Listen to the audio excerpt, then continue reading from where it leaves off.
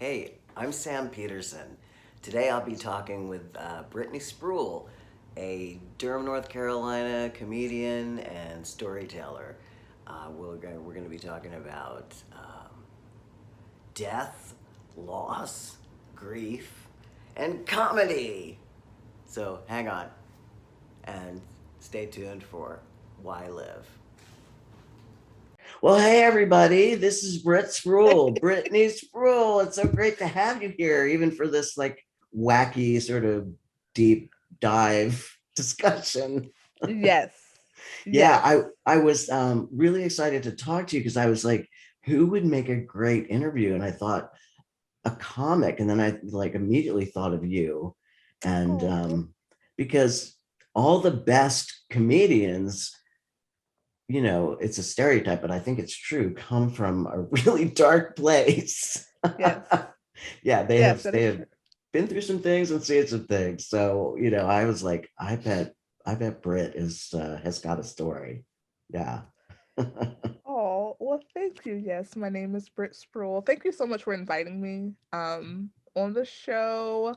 And yeah, comedy is definitely comes from a place of like, well, if I can't cry all the time, so I have to laugh. And since I'm a people pleaser, I have to make other people laugh. Totally. Yeah, I get that. So So where you want to start? right now, let's do it.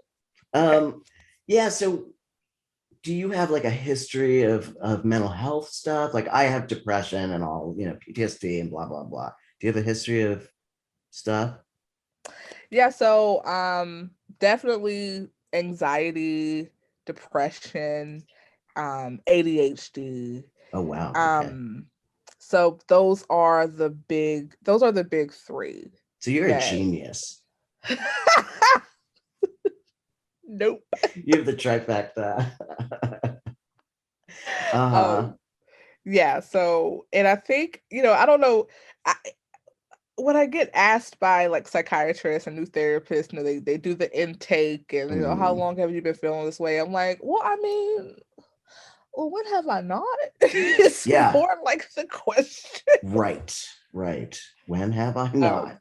Uh, yeah, so it's definitely so yeah. I don't. It's like I don't know. It's like if you ask somebody, "Oh, have you been feeling tired lately?" Well, everyone feels tired all the time, right. you know. Right. So that's kind of how it feels. Like, no, I've always had these things all the time. Mm-hmm. Mm-hmm. So was there a time like when you were a kid where you were like, something's off? Or did you just like, yeah, this is the way it is? And Well, as a child, like I was a lot of the source of depression and anxiety and things come from like being bullied for my weight. Um, oh, I was Jesus. always a large child. Mm-hmm. Um, and was always teased about it because kids, if they're gonna pick out, they're gonna point out what's different about Yep. you. Yep. And even down to the things like I have now I'm fine with it, but I have very short toes, for example. Very Mm-hmm. short toes, and I have a huge big toe. Huge. Both of them are Interesting. gigantic. And one Fascinating. day in elementary school, one day we were playing kickball, and I, for some reason, had on open-toed sandals, whatever. And we're playing kickball in this dirt, um, grassy area, and I kicked a ball, and this girl points at my feet and goes, "Dang, she got a big, big toe." God. And Oh my God. I did not wear open-toed shoes at school. I think for like the rest of my like until college, or maybe no, maybe I think I wore flip-flops starting high school, but at least Mm-hmm. like elementary school and middle school, you did not see my toes out. Um Things about my thighs, like I had like girls be like, "She got stretch marks." I didn't Oh wear no. shorts again until senior year of high school. Yeah. Just yeah, constantly being teased. But every time I wear like open like when it's open toe sandal season, I think about that girl. Oh my Dad. God. Oh my God. Now it's Yeah. funny. You know, But I back went through then Yeah, no, I went through a period where I was big and I was teased by this one kid in particular. And it was so painful to me that I literally had fantasies of killing him. Like, yeah. So I It get it. one time, and I don't even remember this. It was like a time where like I blacked out. Like there was this kid who was racist, had like the typical like just I don't know if we use the term redneck anymore, but he had like just this when someone like tries to categorize like a very southern like racist person, his voice is Mhm. what you get. And I remember this guy, he teased me all the time because I liked rock music and I wore those overpriced t-shirts with the skateboard logos on them. God bless my mother. She paid Well done, Mom. $25 for, What a for like sweet a little maternal act. for like a pack sun. And this was $25 in like 2005. That was a lot for a Wow. t-shirt in Yeah, 2005.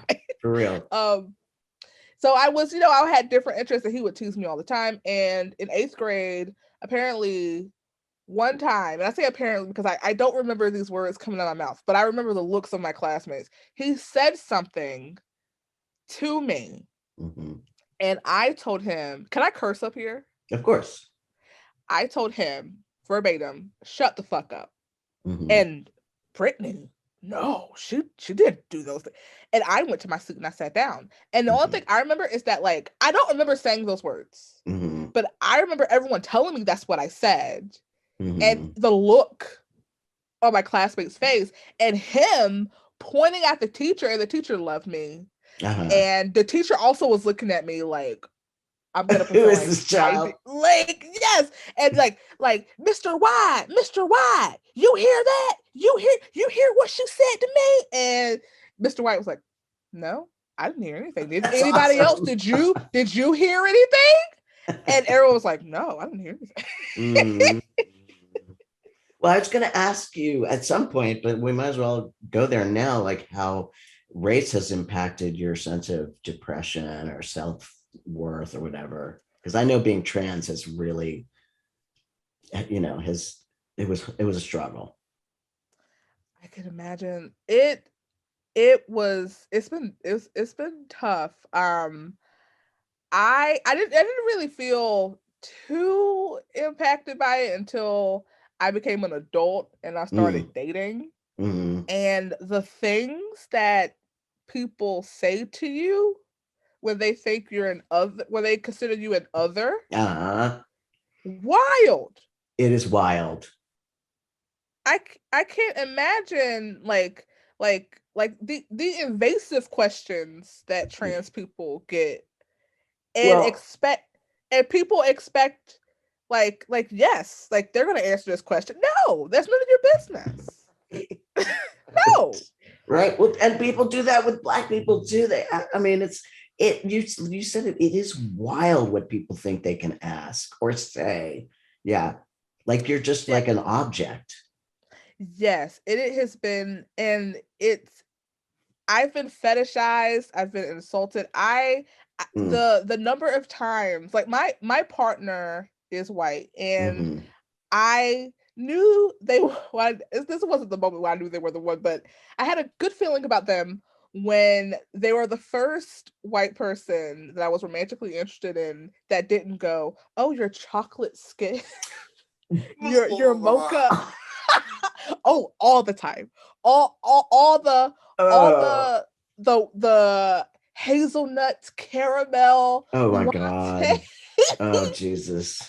like like it's like the only words describe black people, like Yeah. white men get it off of a Starbucks menu, like that's what all the time I've gotten like and it was reinforced, by just I remember reading this book called Dataclysm, and it is about like takes all this like scientific data about online dating.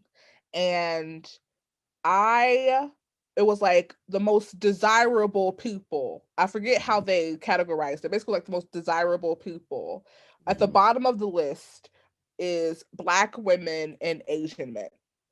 Like, however they calculated it. And like I say scientific with quotes, because I'm like, well, we all know science has a history Yeah. of, you know, But that's somebody's data. Yeah. It's somebody's data. Yeah, that's True. fucked up. Yeah. And it was hard to get dates. And being Black and fat, the fat part. Oh my God. You get fetishized for that? Oh yeah, I had a guy one time, hadn't met in person, and I'm not kink shaming anybody.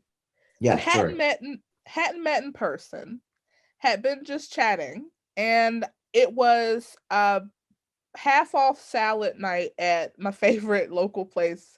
And you could get all these toppings on this. Like, it was barely a salad once I got done with it. But I couldn't afford it, right? I was working at like Starbucks and Barnes and Noble and Publix. And I was like, this half off salad night, this Tuesday night is my night to go out and have a meal. Right. So I was like, oh, I'm gonna go, and you know, it's a salad night, and I'm just gonna have a dinner. And he was like, well, do you have to eat a salad? I was like, well, I want to. He was like, well, why don't you eat a burger? Wouldn't that be better?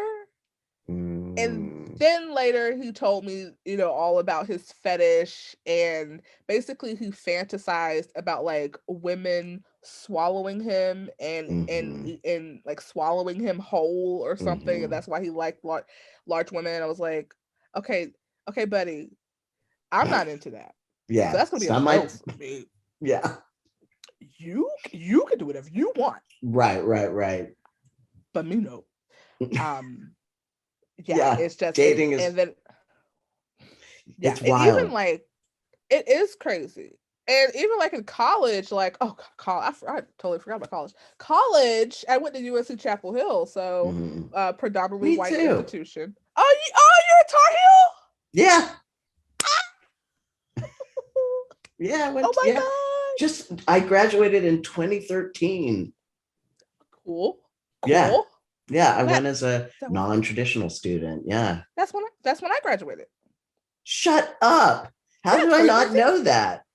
2013. Maybe that's where I saw your name first or something. Yeah. Anyway, but I was thinking about dating, how like, yeah, people would say to me like, I really want this experience, you know, I want, you know, like, and sometimes, frankly, I mean, I would just be like, all right, fuck it, you know, and I would just hook up with them or whatever. But yeah, I got so much of that. It's not good for self-esteem. I'll tell you what, at least for me, it was not good for my self-esteem. It's not. And I'm trying to think that I ever have someone that said, oh, I want the experience. Maybe they probably thought that, maybe that's what they were thinking in their head. But sometimes you just know that you know the feeling of when you're getting treated like a second class citizen. Oh yeah. Like when you're being treated like an experience. And whatever you're doing with that person is not about you and your feelings. It's about what they're getting out of it. Totally. And that's been a lot of my dating life. And it's because of the Blackness, and it's because of the fatness. And there are things that I am not ashamed. Like, I'm not ashamed to be Black or fat. Right. Yeah. Why would you be? I really, right. Yeah. Right. But it takes a while. I mean, it took a while for me to sort of settle into that, you know, like, okay, I'm okay. There's, you know, those people are fucked up and I'm frankly fine, you know. So tell me, I'm sorry, go on ahead. Oh, no, go ahead. Tell me about, like, what did you have an event, like a depressive event, or like tell me a little more about that. So my biggest, you know, one thing that I've carried with me throughout the years is that, someone described trauma as a traumatic event as something where there's a before and there's an after. Yeah. And my before and after is when my mom died. Mm. It was about like 11 years this year. And she passed away suddenly. Mhm. And my family is still feeling the effects of it. Wow. She was the rock of the family in so Yeah. many different ways. And that was the first time I was diagnosed with clinical major depression. Mm-hmm. And What were your symptoms? Like, could you not get out of bed, or? I was just sad. It was just like this intense sadness, just like Mm-hmm. walking around and you see people living their lives and you're like, my mom just died. Mm-hmm. How are you shopping at Harris Teeter right now? How are you? How am I supposed to put gas in my car? Like, how am I supposed to take a shower? Totally. My mom just died. My mom died a couple years ago too, and I had that same so experience, Brett. Like, I'm so sorry. You're so isolated and so sad. Like the sadness is, there's just nothing like it. It's so, yeah, it's the worst phone call I've ever received. Mm. And I was on UNC's campus when I received that call. Yeah, I was smack dab in the middle of my time at UNC, and Wow. it's like one of those sensory things. I can see where I was. Mm-hmm. I could see, like, the weather that day. I can. It's like you go right back to that moment. Mm-hmm. And after that, after I talked to somebody like, hey, I'm so sad, I don't know what to do. They're like, yeah, I think I needed to hear the words depression. Mm-hmm. You are depressed. Okay. After that is when I started comedy, because Wow. that was when I started comedy. I had thought about it before. Mm-hmm. Mm-hmm. And the people that knew me were very surprised. My family is very funny. I am not the funniest person in my family by any means, by any stretch of the imagination. Really? Oh, my family's hilarious. Oh, they're so funny. Oh my God, that's so great. My mom, she would watch a TV show or a movie, Mm-hmm. and she would describe it to you, and you'd be like, "Oh my God." She would make it seem so funny, and then you watch it and you go, Mm-hmm. "Well, this isn't as funny as my mom. My mom put it this way." Oh, wow. My mom, she was she was a storyteller. Oh yeah, she had things about her, like, I was very shy when 18-year-old, 19-year-old me couldn't have this conversation with you right now. Mm-hmm. Very shy. Mm-hmm. Speaking in front of people. And I was just like, you know what? Stand up is something I've always wanted to do. I thought that the people that did stand up on campus were just the coolest people. Like, I would see them and I would know who they were, and I'd be like, Mm-hmm. I am in awe of this, like, sophomore, because I'm a freshman and they do comedy. Uh-huh. And so I was like, I want to try it. So I took a stand-up comedy class. How long after your mom died was this happening? My mom passed away in May. I started the class maybe in September, I think. Okay. And it changed my life. So okay. Yeah, it did. What happened? Well, once you get that first laugh, mm-hmm. You show up to your class and they have your assignment, you tell your first joke and people laugh, you're like, that's it. Oh wow, that's it. Mm-hmm. I want this feeling. I want to keep doing that. That felt really good. and I made friends. I made friends that I still have now. Mhm. Stand-up comedy, it like has given me places to live, not in the sense of like I've made Tons of enough money. money, Yeah. Yeah. Right. but I've just a network. Mhm. Stand-up comedy is how I met my best friend. Oh, wow.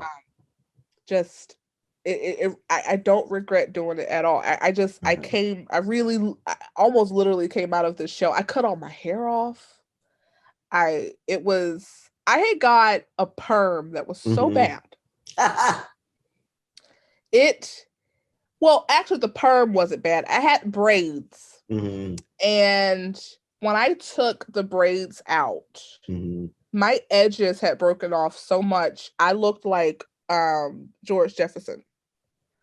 I had to part my hair on a certain side because it was Uh-huh. so bad. And I got this bad perm, and I went to Aveda. It was on Franklin Street, Aveda. Mhm. I went to Aveda Mhm. because I didn't have a car. I couldn't get anywhere. I went to Aveda, Uh-huh. and I said, I'm here to get a perm. And there was like a scuttling of Yeah. people. So I'm like, okay, this has been discussed. This has been discussed. They knew I was coming. Uh-huh. And they said, okay, so the girl who's going to do your hair, she's out sick today. Oh But we dear. have, we have someone else that knows how to do your hair. This girl was like, oh, I've been practicing on my mannequins. Oh dear. I can. So she does my perm, and then the Aveda. supervisor had to take over the perm. And after that, I was like, you know what? I'm not gonna go through that again. Mhm. I'm gonna cut all my hair off. Mhm. I cut all my hair off, and that's when I started growing my afro. And it was like, what? Oh, I like this. Oh wow. This is Yeah. great. Yeah. So And this that was around the same time. so this moment, this tragedy that happened to you was as horrible as it was, like was this pivot you pivoted and like it drove you to do this thing that was terrifying for you, I imagine. I mean, or was it all of a Yes, sudden like, oh, I got this? comedy is scary each time you go on stage, no matter Mm-hmm. how long. And I think it's the same for everybody. If you're doing something that you love and you kind of feel like you're on autopilot, then you don't really care about it anymore. Mm-hmm. Mm-hmm. Every single time, because you never know how it's gonna go. So That's so true. it was this sense of like, well, the worst thing that could ever happen to me has happened. So what do I have to Right. lose? Right. Wow. Um, and because it was literally, it was like, you know what, I was going to class and that was it. I Mm-hmm. didn't really want to talk to anybody. I didn't want to, like, I was just like felt myself retreating, and I was like, I have to do something. But first I was like, I'm not going to go back to school. There's no way I can go back to school. And I had so many people saying, I will tie you to the top of this car and I will throw you and your books in that dorm Mm-hmm. room. You're Mm-hmm. gonna go back to school. Were you not going to go back because you were depressed? Yeah, I was just like so sad. I was just Wow. like, Wow. how the hell am I gonna do this? Mm-hmm. Um, but then I found comedy, and then comedy gave me something to think about. It gave me something to do because I have Mm-hmm. jokes I gotta write. Mm-hmm. Um, my friends How came to did my you show. write jokes after all that grief? Like, no, I kind of get it. I'm just go on. You When I think about like laughter in my family is just something that when you get together with family, everyone's laughing. Everyone is just having a good time, and Uh-huh. everyone's telling stories, and everyone's doing. And I always wanted to do that, to give that to other people. Mm-hmm. And I don't remember what I wrote some, like, you I will read things from like last week and go, why would anybody ever give you money to say things in front of people? This is Uh, so why? uh, But so I don't remember the first jokes. But I think I just needed a way to process my experience. I wasn't talking about death or grief on right. stage, but I was telling jokes about dating, about my body, Mm-hmm. um, about being large, about those things. I was Mm-hmm. this is also when I came into drag race. So this is the drag race period. Oh, nice. Because that's how you and I connected. Yes. in a way, like was through drag. Yeah. Our love Yeah. of drag. When I saw Drag Race for the first time, and this is a little bit before my mom passed that I found out about Drag Race. But that was my first time seeing drag on this scale. I think I maybe had been to like one drag show. And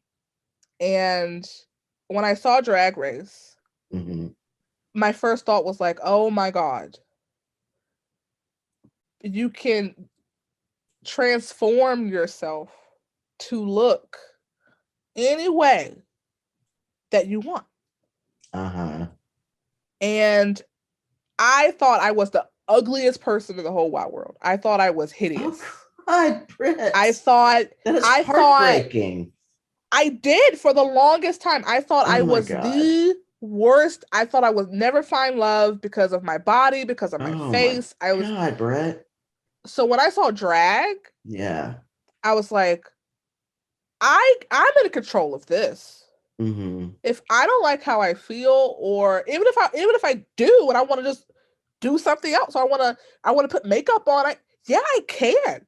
It's not about covering up. It's not about hiding. It's about power. And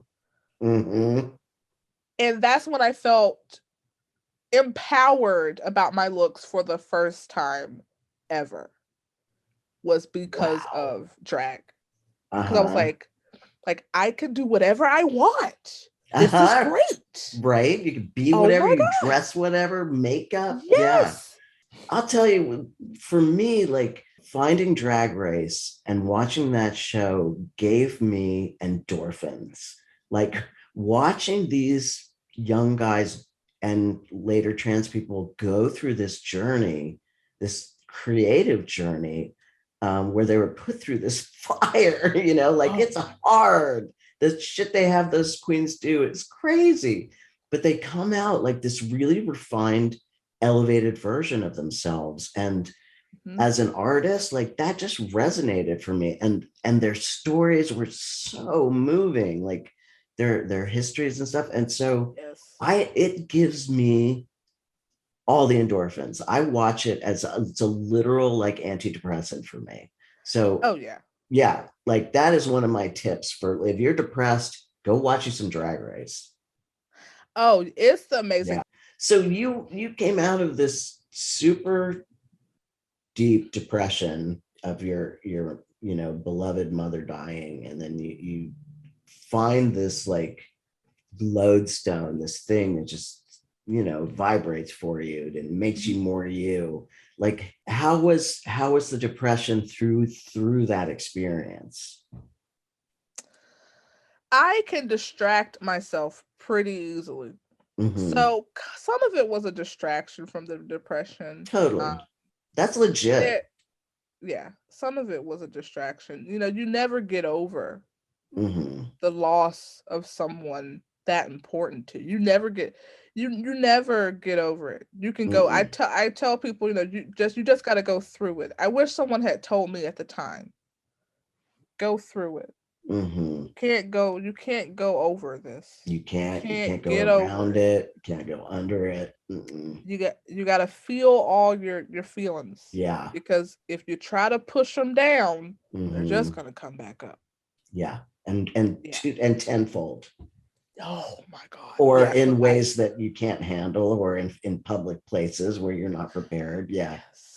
Yes. In the form of alcoholism, or college was that time. Wow. So I wish I did more of internal internal thinking. Introspection. I had a therapist that was great. Oh, that's awesome.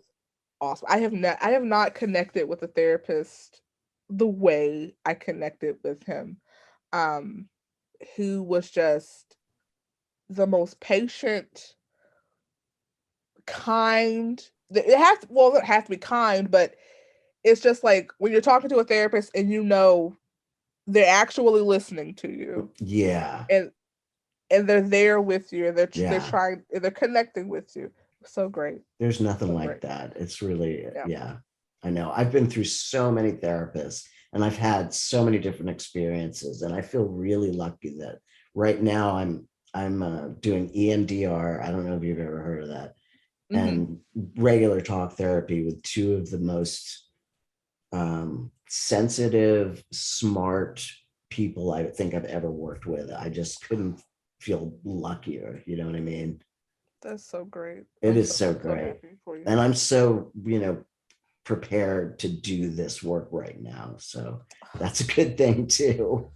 So good. Like the thing that the first breakthrough, I don't know if we still use term breakthrough, but the first breakthrough I had Mm-hmm. with this therapist was, he said, what what do you think is the first thing people think about when they think of Brittany, when they think of you?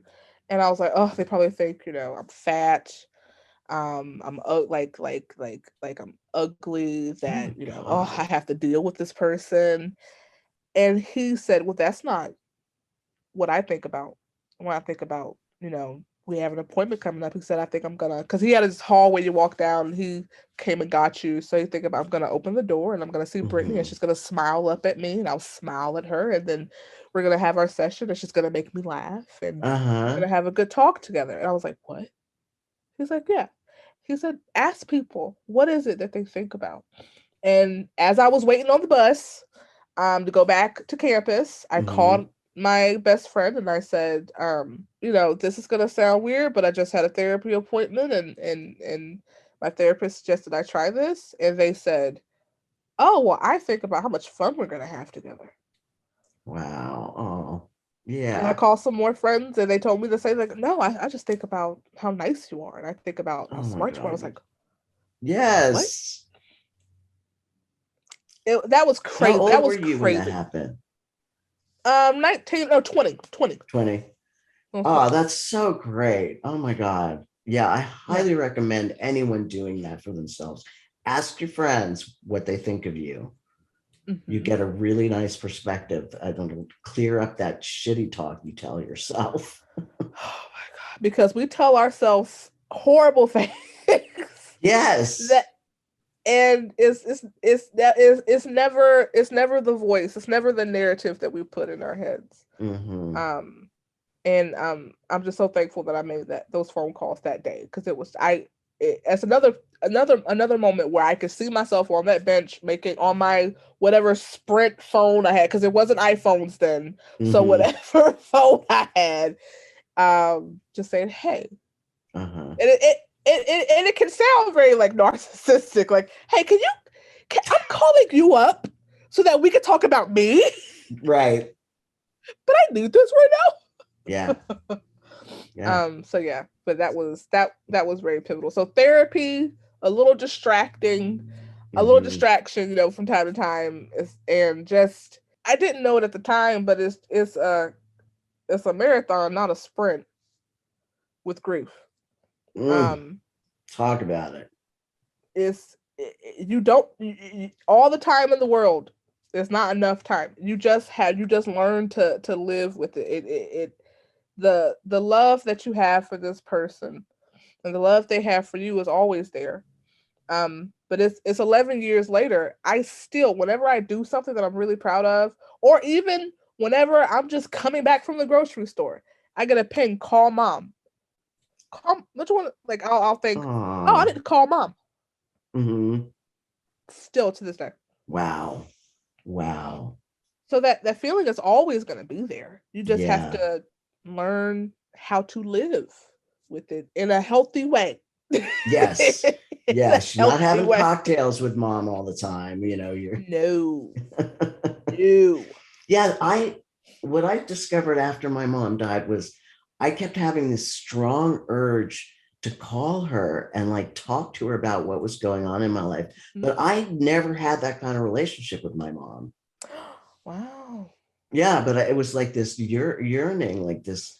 I felt like I just wanted her to be close to me, and yeah, grief is wild. And that metaphor of sprint and marathon, like in the beginning, it feels like a sprint because it's so hard. It's so intense and so hard.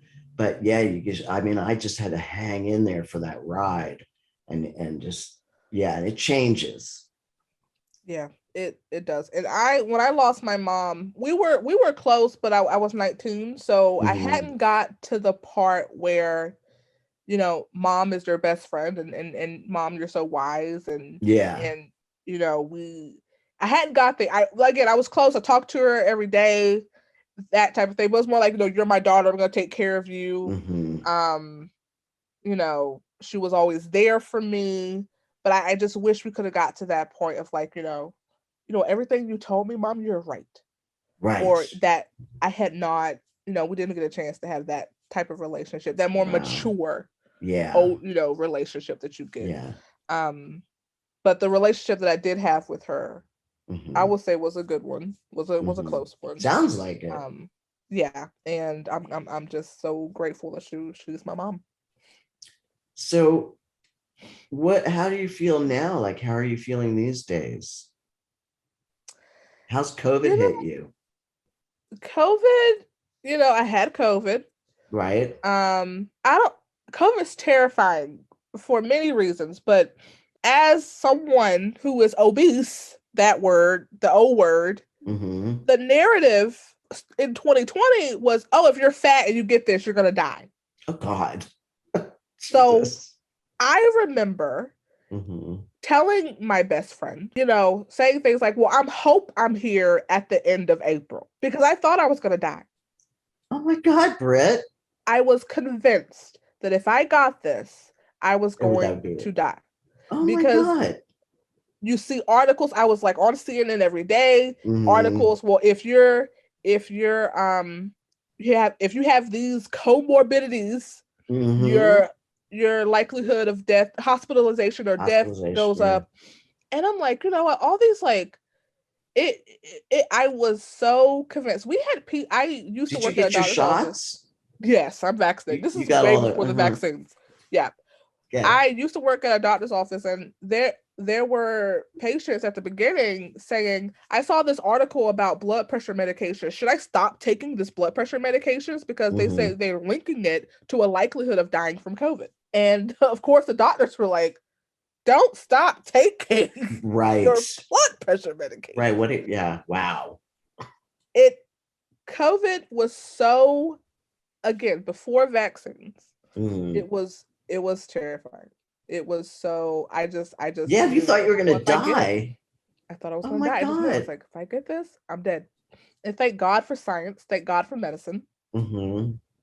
Vaccines, got vaccinated, and it was like, the magical months between March and I will say the beginning of August 2021. Uh-huh. Uh-huh. Those though that time, that was when the rules were made up and the points didn't matter. Whatever they say, and I'm Yes. like, y'all remember that time? It was like you could lick my face. I don't care.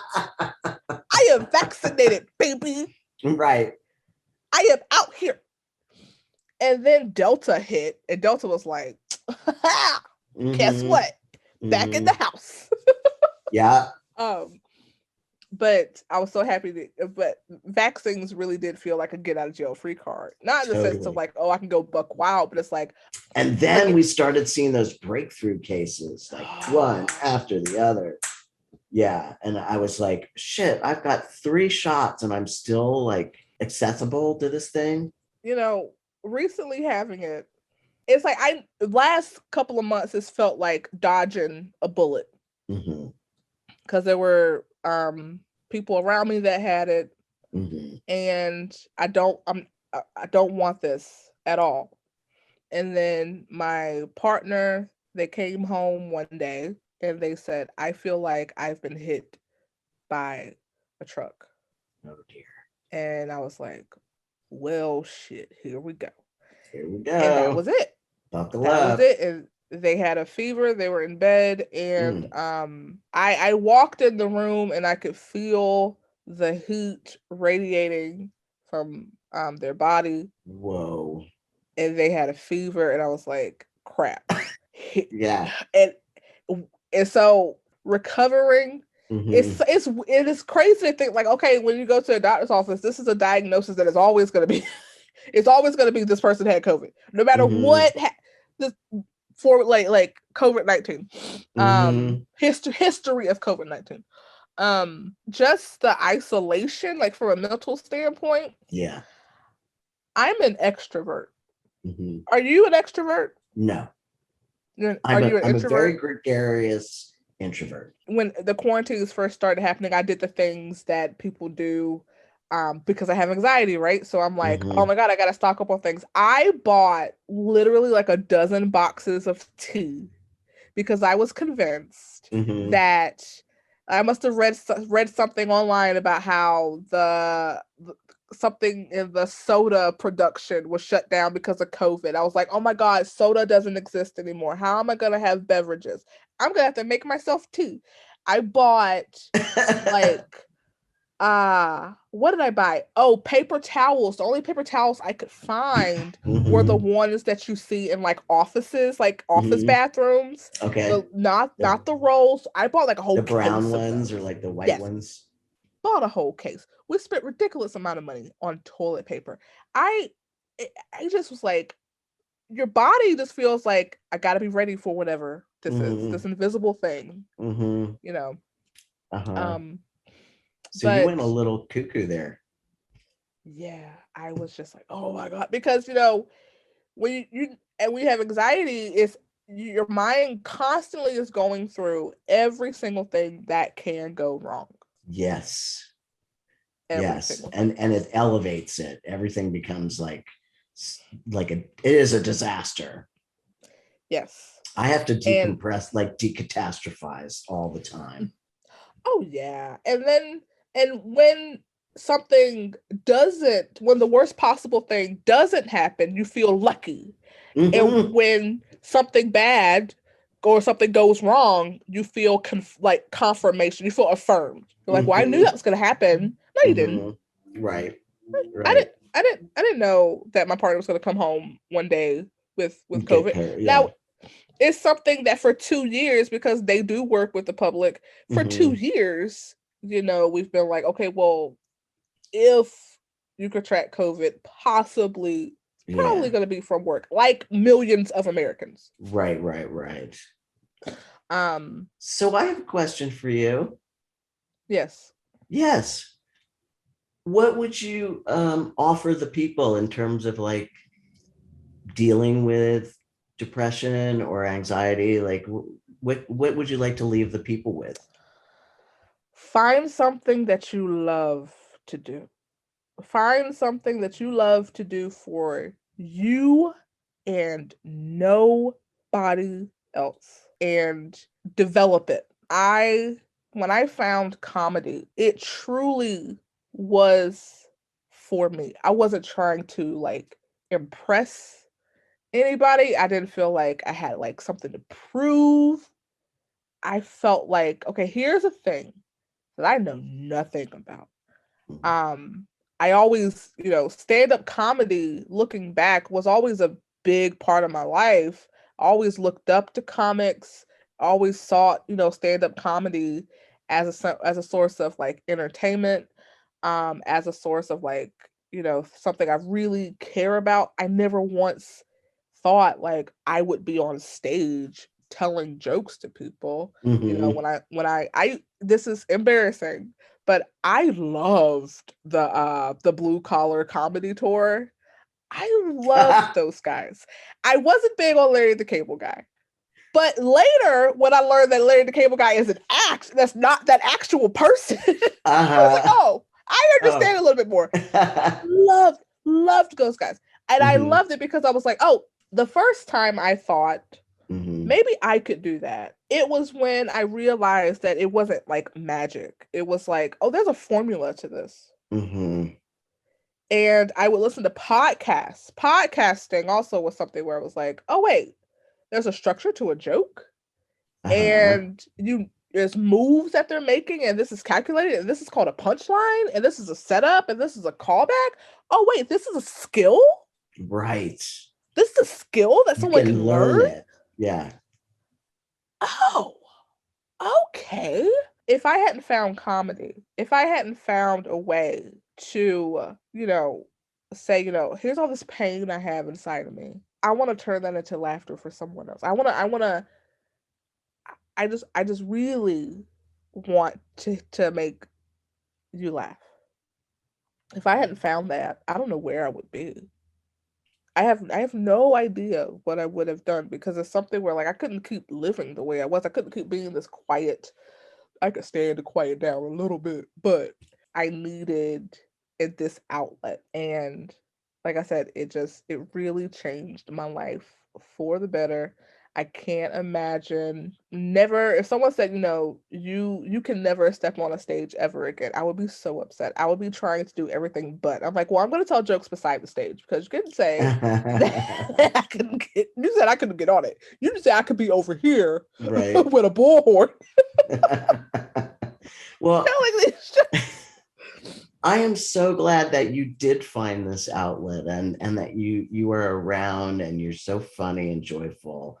Where can the people find you? You can find me on Twitter at Brit_Spruill.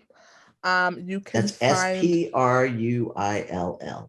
yes, thank you, Spruill.